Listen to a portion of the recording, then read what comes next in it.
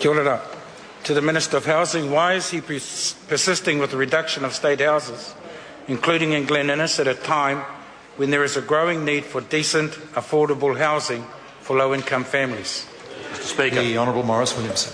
Mr. Speaker, on behalf of the Minister of Housing, the member's assertion is just simply not correct. As of the 30th of June this year, there are 645 more state houses than when we came into government. Supplementary. Does the Minister believe that the government's housing policy, which is specifically designed around reducing the state housing stock in favour of private rentals and property options for the rich, and forcing people to leave their homes and their communities, will actually solve the current housing crisis for low-income families? And if not, what other policy options is his government considering? The Honourable Maurice Williamson. Well, Mr. Speaker, that's an indication of a member who's written a supplementary before he heard the answer to the first question. Sir, I'll repeat it again. As at the 30th of June this year, there are 645 more state houses than when we came into government.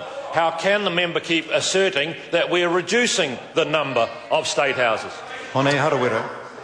To the Minister, do those figures include the reduction of state houses in Glen Innes and the sale of those properties to property developers and the moving out of those state clients to other properties without returning those properties to state housing again? The Honourable Maurice Williamson. Mr. Speaker, the 645 extra state houses include all of that, but can I tell the member that in Glen Innes, the project will see 156 state housing properties redeveloped to create at least 260 new properties, including 78 fit-for-purpose state rental properties and at least 40 market-based affordable homes.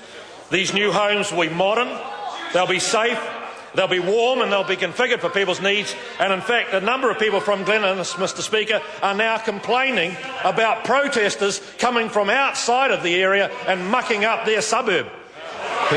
Supplementary question, the Honourable Annette King.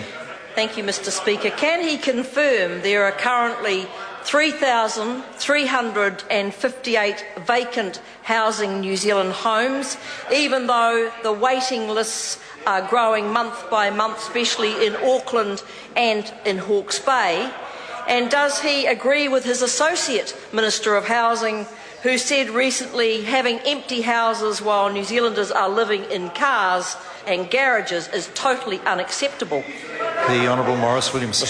Mr. Speaker, what I can tell that member is that there is always a problem of too many houses in a place where the demand is low and not enough houses in places where demand is high. But can I tell her that the current level of vacant stock in the Housing Corporation portfolio is around 2%. This compares very favourably with the private sector, and Mr. Speaker, historically this rate has always been around 1 to 2%, even when that member's party was in government. Question number 11, Charles Chauvel. Thank you, Mr. Speaker. Mr. Speaker, my question is to the